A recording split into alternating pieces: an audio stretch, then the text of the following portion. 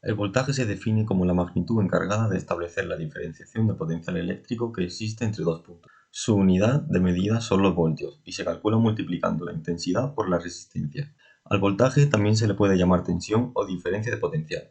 La intensidad se puede definir como el flujo de partículas cargadas, como electrones o iones, que atraviesan una sección de un conductor eléctrico en un segundo. Se mide en amperios y se calcula dividiendo el voltaje entre la resistencia. La resistencia eléctrica es la posición o dificultad al paso de la corriente eléctrica. Su unidad de medida son los ohmios y se calcula dividiendo el voltaje entre la intensidad. Un multímetro es un instrumento eléctrico con el que se pueden medir las magnitudes eléctricas de las que hemos hablado, y puede medir tanto en corrientes continuas como alternas. Para medir algunas de estas corrientes con el multímetro, primero tenemos que conectar el cable negro al enchufe COM. Luego conectamos el cable rojo al conector de voltaje.